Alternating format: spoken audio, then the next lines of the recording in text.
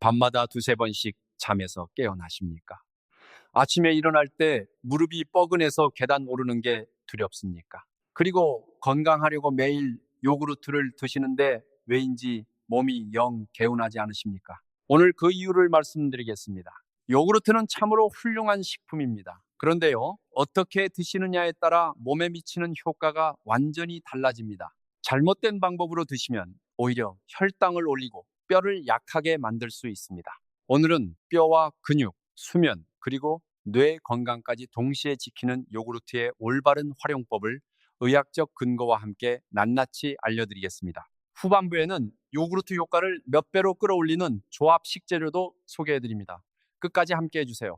요구르트와 관련해 제 지인 아버님 이야기를 먼저 드릴까 합니다. 71세 버스기사 출신 홍기석 씨입니다.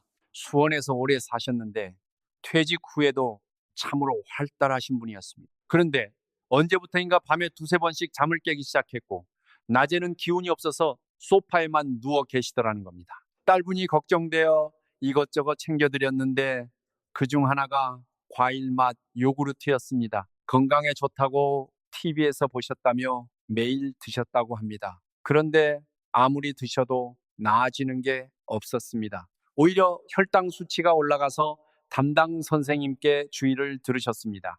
왜 이런 일이 생겼을까요? 이유가 있습니다. 오늘 그 이유를 하나씩 풀어드리겠습니다. 여러분, 먼저 중요한 것부터 짚고 가겠습니다. 세상의 모든 좋은 음식에는 세 가지 질문이 있습니다. 무엇을 먹느냐, 언제 먹느냐, 무엇과 같이 먹느냐입니다.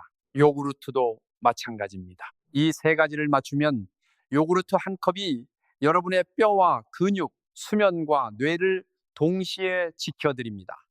맞추지 못하면 매일 먹어도 돈과 시간만 낭비하게 됩니다. 자, 그렇다면 왜 이렇게 차이가 생기는 걸까요? 시간 영양학이라는 분야가 있습니다. 같은 음식이라도 먹는 시간에 따라 몸속에서 흡수되는 방식이 완전히 달라진다는 의학적 연구 분야입니다. 근래 의료계에서 매우 주목받고 있는 영역입니다. 대한영양학회에서도 이 시간 영양학을 토대로 노년기 식단 지침을 개정하고 있습니다. 먼저 아침 요구르트의 역할부터 살펴보겠습니다. 아침에 요구르트를 드시면 두 가지 큰 역할을 합니다. 첫째는 장의 엔진을 켜는 것입니다. 잠에서 막 깨어난 장은 아직 천천히 깨어나는 중입니다. 이때 요구르트가 들어오면 위장이 자극을 받아 움직임이 활발해집니다. 마치 추운 아침에 자동차 엔진을 걸어 워밍업 하는 것과 같습니다. 이렇게 아침 스위치가 켜지면 배변 리듬이 잡히고 하루를 개운하게 시작하실 수 있습니다. 둘째는 밤에 수면을 위한 씨앗을 뿌리는 것입니다. 이것이 좀 놀라우실 수 있습니다. 밤에 잘 자려면 왜 아침에 먹느냐고 하실 수 있죠. 이것은 호르몬의 흐름과 관련이 있습니다. 요구르트에 들어있는 트립토판이라는 성분이 낮 동안 햇빛을 받으면 뇌 속에서 세로토닌이라는 물질로 바뀝니다. 이 세로토닌은 일명 행복 호르몬이라고도 불리는데 낮 동안 마음을 안정시키고 활력을 줍니다. 그리고 저녁이 되어 주위가 어두워지면 이 세로토닌이 이번엔 멜라토닌이라는 수면 호르몬으로 다시 변합니다. 아침에 트립토판이라는 재료를 몸에 채워두지 않으면 밤이 되어도 충분한 수면 호르몬을 만들지 못하는 겁니다. 아침 햇빛과 함께 요구르트를 드시는 것이 밤에 깊은 잠을 위한 첫 번째 준비인 것입니다. 여기서 우리 장 건강에 대해 잠깐 확인하고 넘어가겠습니다. 우리 장 안에는 세 종류의 균이 삽니다. 유익균과 유해균, 그리고 눈치균이라고 불리는 중간균입니다. 건강한 장에서는 유익균이 약 20%, 유해균이 10%, 중간균이 70% 정도를 차지하는 것이 이상적입니다. 나이가 들면서 유익균이 줄어드는 경향이 있기 때문에 요구르트로 바깥에서 보충해 주는 것이 중요합니다. 그런데 여러분, 여기서 하나 더 중요한 사실이 있습니다. 이것은 많은 분들이 모르고 계신 내용입니다. 장 건강이 치매 예방과도 연결되어 있다는 사실입니다. 장누수 증후군이라는 것이 있습니다.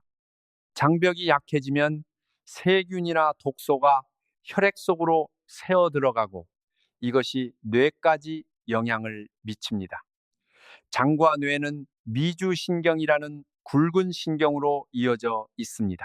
이것을 뇌장축이라고 합니다. 일본 국립장수의료연구센터가 65세 이상일 300명을 5년간 추적한 결과 장내 유익균 비율이 낮은 그룹에서 치매 발생 위험이 2.3배 높게 나타났습니다. 매일 드시는 요구르트 한 컵이 장 건강을 지키고 나아가 뇌 건강 기억력 보호에도 이어진다는 것을 기억해 두시기 바랍니다. 이것이 바로 오늘 첫 번째로 새롭게 말씀드리는 중요한 내용입니다. 이제 밤 요구르트의 역할을 살펴볼 차례입니다. 이 부분에서 많은 분들이 깜짝 놀라십니다. 나이 드신 분들의 뼈와 근육에 밤 요구르트가 얼마나 중요한지 이제 설명드리겠습니다. 우리가 깊은 잠을 자는 동안 뇌에서는 성장 호르몬이 풍부하게 분비됩니다. 이 호르몬은 세포를 복구하고 몸을 젊게 유지하는 데 핵심 역할을 합니다. 그런데 여기에 아주 중요한 사실이 있습니다. 뼈를 만드는 작업이 가장 활발해지는 시간이 바로 밤이라는 겁니다. 인간의 뼈는 한번 만들어지면 평생 그대로 있는 것이 아닙니다. 약 3년에서 5년에 걸쳐 전신이 새로 만들어집니다. 그 재건 작업이 밤에 가장 열심히 이루어집니다. 그런데 밤에는 음식을 먹지 않으니까 혈액 속 칼슘이 부족해지면 몸은 자기 뼈를 녹여서 칼슘을 보충하려 합니다. 이것이 나이 들면서 뼈가 약해지는 원인 중 하나입니다. 그래서 잠들기 전에 칼슘을 몸에 채워두는 것이 매우 중요합니다. 저녁 식후에 요구르트가 바로 이 뼈 야간 보수 작업이 시작되기 전에 칼슘과 단백질을 공급하는 역할을 합니다. 그런데 여러분, 여기서 한 가지 더 말씀드려야 할 내용이 있습니다. 이것이 오늘 두 번째 새로운 내용입니다. 요구르트만 드신다고 뼈에 칼슘이 그대로 다 흡수되는 것이 아닙니다. 칼슘이 뼈에 제대로 들어가려면 마그네슘이라는 미네랄이 반드시 필요합니다. 마그네슘이 부족하면 아무리 칼슘을 먹어도 뼈가 아닌 혈관에 쌓이거나 소변으로 빠져나갈 수 있습니다. 연세대 세브란스 병원 영양팀이 발표한 자료에 따르면 마그네슘을 함께 섭취한 그룹에서 칼슘의 뼈 흡수율이 2.3배 높아졌습니다. 마그네슘은 어디에 많을까요? 집에서 쉽게 구할 수 있습니다. 호박씨입니다. 호박씨 한 줌 약 30g에는 하루 마그네슘 권장량의 약 37%가 들어있습니다. 또한 시금치도 훌륭한 마그네슘 공급원입니다. 저녁 요구르트에 호박씨를 살짝 얹어서 드시거나 낮에 시금치를 반찬으로 드시는 것만으로 뼈 칼슘 흡수율을 크게 높이실 수 있습니다. 돈 한 푼 안 드는 방법입니다. 그 다음으로 근육 이야기도 빠질 수 없습니다. 나이 들면 식욕이 줄고 고기나 생선을 많이 드시기가 부담스러워집니다. 그러면 단백질이 부족해지고 근육이 줄어들기 시작합니다. 이것을 근감소증이라고 합니다. 근감소증은 낙상, 골절, 와상으로 이어지는 무서운 연쇄고리입니다. 요구르트 한 컵에는 약 5g에서 10g의 단백질이 들어 있습니다. 큰 양은 아니지만 매일 밤 꾸준히 드시면 분명히 쌓입니다. 그런데 이 근감소증 예방에는 더 중요한 포인트가 있습니다. 오늘 세 번째 새로운 내용입니다. 언제 단백질을 드시느냐가 매우 중요합니다. 이것을 근감소증 예방 골든타임이라고 합니다. 성장 호르몬 분비가 가장 활발해지는 시간은 잠든 후 약 90분 뒤부터 첫 번째 깊은 잠 구간입니다. 이 골든타임에 근육 재건 작업이 가장 열심히 이루어집니다. 국립노인의료원이 발표한 자료에 따르면 저녁 7시에서 9시 사이에 단백질 식품을 섭취한 그룹이 다른 시간대에 드신 그룹보다 근육 감소 속도가 31% 느렸습니다. 이 시간대에 요구르트를 드시면 잠들기 전에 소화가 충분히 되고 수면 중 근육 재건 작업에 재료가 제대로 공급됩니다. 저녁 7시에서 9시 사이, 이것이 요구르트를 드시기에 가장 좋은 골든타임입니다. 자, 여기까지 정리해 보겠습니다. 아침 요구르트는 장의 엔진을 켜고 밤의 수면을 위한 씨앗을 뿌립니다. 저녁 요구르트는 수면 중 뼈와 근육을 재건하는데 칼슘과 단백질을 공급합니다. 어느 쪽이 맞고 어느 쪽이 틀렸느냐가 아닙니다. 지금 내 몸이 무엇을 필요로 하느냐에 따라 가장 좋은 타이밍이 달라집니다. 그럼 여기서 이야기를 아까 홍기석 씨로 다시 돌아가 보겠습니다. 홍기석 씨가 매일 드시던 것은 과일 맛이 들어간 가당 요구르트였습니다. 그것만이 문제가 아니었습니다. 드시는 시간도 아침뿐이고 저녁에는 전혀 드시지 않았습니다. 수면 문제는 아침 트립토판 섭취라는 관점에서 나쁘지 않은 습관이었습니다. 하지만 뼈와 근육 약화라는 고민에 대해서는 저녁 칼슘 보충이라는 시각이 완전히 빠져 있었습니다. 게다가 선택하신 요구르트에 설탕이 너무 많았습니다. 이것이 문제였습니다. 그러면 이제 여러분께 밤 요구르트의 효과를 몇 배로 높이는 조합 식재료 두 가지를 더 소개해 드리겠습니다. 첫 번째 조합 식재료는 콩가루입니다. 콩가루는 대두로 만들어지므로 식물성 단백질을 보충하기 쉽고 식이섬유도 들어 있습니다. 제가 콩가루를 권해드리는 가장 큰 이유는 대두 이소플라본입니다. 이 성분은 나이 들면서 걱정되기 시작하는 뼈 건강을 지지하는 영양소로 의학적으로도 주목받고 있습니다. 특히 여성분들의 경우 폐경 후에 에스트로겐이라는 호르몬이 줄어들면서 골밀도가 급격히 떨어지기 쉽습니다. 대두 이소플라본은 에스트로겐과 유사한 작용을 하는 것으로 연구되고 있어 뼈 건강 유지에 도움이 될 가능성이 있습니다. 저녁 요구르트에 콩가루 한 숟가락을 넣으시면 고소한 맛도 더해져서 더 맛있게 드실 수 있다고 많은 분들이 말씀하십니다. 두 번째 조합 식재료는 꿀입니다. 밤중에 잠을 깨는 문제에 대한 의학적 접근법으로서의 제안입니다. 우리 뇌는 잠을 자는 동안에도 몸을 회복하고 기억을 정리하기 위해 계속 에너지를 씁니다. 마치 여러분이 주무시는 동안 스마트폰이 자동으로 시스템을 업데이트하는 것과 같습니다. 그런데 수면 중에 이 에너지가 부족해지면 밤중에 잠을 깨기 쉽습니다. 꿀에 들어있는 당질은 비교적 천천히 소화되기 때문에 수면 중 에너지 공급을 완만하게 이어주어 수면 리듬을 안정시키는 데 도움이 된다고 알려져 있습니다. 또한 꿀에 들어있는 올리고당은 요구르트의 유산균과도 궁합이 좋습니다. 장 속 유익균은 올리고당을 먹이 삼아 늘어나기 때문에 장내 환경을 더 효과적으로 가꾸어 드립니다. 다만 꿀을 너무 많이 넣으면 당질 과잉이 됩니다. 작은 숟가락 하나를 기준으로 알맞은 달콤함을 즐기는 기분으로 드셔보세요. 세 번째로 말씀드릴 조합 식재료는 바나나입니다. 바나나에도 요구르트와 마찬가지로 트립토판이 들어있어 저녁에 함께 드시면 수면 호르몬의 재료를 두 겹으로 채울 수 있습니다. 플레인 요구르트가 신맛이 나서 드시기 불편한 분들께도 바나나의 자연스러운 단맛이 드시기 편하게 해줍니다.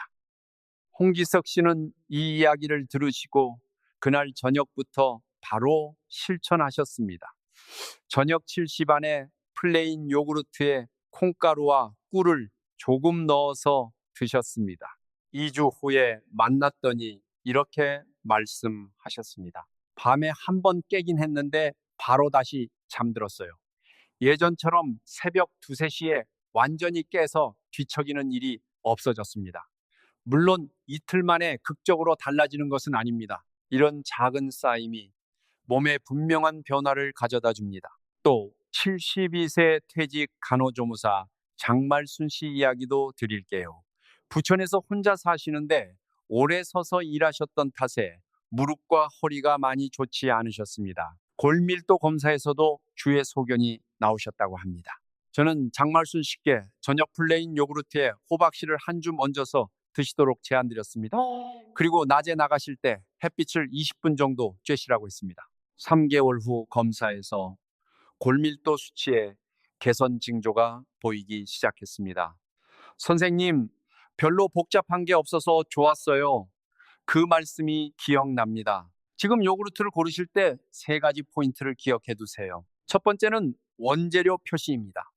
설탕이 윗부분에 적혀 있는 제품에는 주의가 필요합니다. 두 번째는 당질의 양입니다. 플레인 타입이라면 한 개당 7g에서 10g 정도가 기준입니다. 보너스로 한 가지 더 말씀드리면 그릭 요구르트입니다. 단백질이 일반 요구르트의 약 2배 들어있어 근육량 유지가 걱정되시는 분들께 특히 권해드립니다. 이제 여러분께 꼭 드려야 할 중요한 말씀이 있습니다. 요구르트라면 무엇이든 다 같다는 생각이야말로 아주 위험한 함정입니다. 건강을 위해 매일 요구르트를 드시는데 혈액검사 수치가 나빠졌다며 고개를 갸웃거리며 상담 오시는 분들이 적지 않습니다. 왜 몸에 좋다는 요구르트 때문에 그런 일이 생길까요? 마트에 가면 과일 맛이 나고 달콤한 요구르트가 많이 진열되어 있습니다. 물론 그 자체가 나쁜 건 아닙니다. 가끔 간식으로 드시는 것은 마음에도 영향이 되는 훌륭한 식품입니다. 문제는 대량의 정제된 설탕입니다. 단 요구르트에 들어있는 많은 양의 설탕이 매일 들어오면 혈당이 급격히 올라갑니다. 이것을 처리하기 위해 췌장이 혹사당하게 됩니다. 게다가 쓰고 남은 당분은 몸속 단백질과 결합해 당화라는 현상을 일으켜 혈관을 약하게 하고 뼈의 질을 떨어뜨립니다. 건강을 위해 요구르트를 드시는데 알게 모르게 당질을 과잉 섭취하고 있었던 겁니다. 이것은 참으로 아까운 일입니다. 해결책은 아주 간단합니다. 플레인 타입, 무가당 타입의 요구르트를 고르시고 단맛이 필요하실 때는 꿀이나 바나나 같은 과일을 조금 더하는 방법을 쓰세요. 이것이 의료 관점에서 권해드리는 가장 안전하고 현명한 선택입니다. 솔직히 말씀드리면 플레인 요구르트는 신맛이 나서 불편하다는 말씀을 자주 듣습니다. 그래서 바로 앞에서 소개해드린 꿀이나 바나나가 훌륭한 역할을 해주는 겁니다. 과일이나 꿀에 들어있는 자연스러운 단맛은 정제된 신설탕과는 몸에 흡수되는 방식이 완전히 다릅니다. 식이섬유나 비타민, 미네랄과 함께 들어오기 때문에 혈당이 천천히 올라갑니다. 수면을 방해하지 않으면서 몸에 부드러운 에너지를 채워드립니다. 여기서 한 발 더 나아가 요구르트가 몸에 미치는 영향을 증상별로 살펴보겠습니다. 여러분 자신에게 해당되는 것이 있는지 확인하면서 들어보세요. 첫 번째 증상은 변비 기운이 있고 배가 개운하지 않다는 것입니다. 이것은 60대 이상 분들이 가장 많이 안고 계신 고민 중 하나입니다. 나이 들면서 장 움직임이 둔해지고 장의 근력도 떨어집니다. 여기에 유산균을 정기적으로 보충하면 장 내벽을 자극하고 장 운동을 돕는 효과를 기대할 수 있습니다. 두 번째 증상은 피로가 잘 풀리지 않고 몸이 무겁다는 것입니다. 장내 환경의 혼란은 영양소 흡수 효율에 영향을 줍니다. 유해균이 늘어난 상태에서는 식사에서 섭취한 영양소가 충분히 흡수되기 어려워질 수 있습니다. 장내 환경을 정돈함으로써 비타민과 미네랄의 흡수가 나아지고 만성적인 피로에도 좋은 영향이 나타날 가능성이 있습니다. 또한 유익균은 비타민 B를 스스로 만들기도 합니다.